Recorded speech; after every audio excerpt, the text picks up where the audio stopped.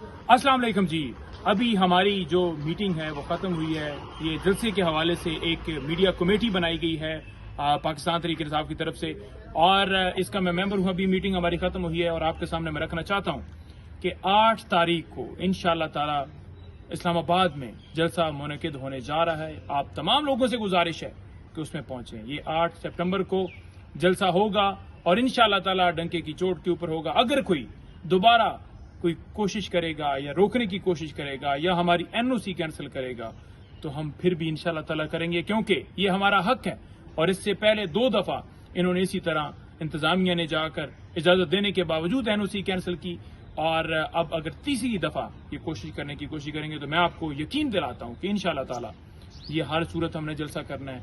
NOC अगर cancel भी की गई वो बदनीति के ऊपर मबनी होगी, क्योंकि अगर और जमातों को जलसा जुलूस रैलियां करने की इजाजत है तो हमारे ऊपर क्यों पाबंदी है।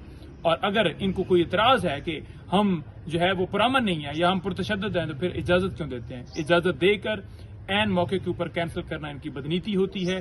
2 मौका ये अपनाते हैं। हम इंशाअल्लाह ताला 8 तारीख को जलसा कर रहे हैं। कप्तान इमरान खान साहब की रिहाई, हमारे तमाम वर्कर्स की रिहाई, तमाम लीडरशिप की रिहाई, और मुल्क के अंदर रूल ऑफ लॉ के लिए ये जलसा मुनक़िद होने जा रहा है। आपने इसको कामयाब करना है। निकलें, अपने बच्चों के मुस्तकबिल की खातिर निकलें, अपने बच्चों के साथ निकलें, बुजुर्गों के साथ निकलें, अपनी फैमिली के साथ निकलें। आपने हर एक ने पार्टिसिपेट करना है।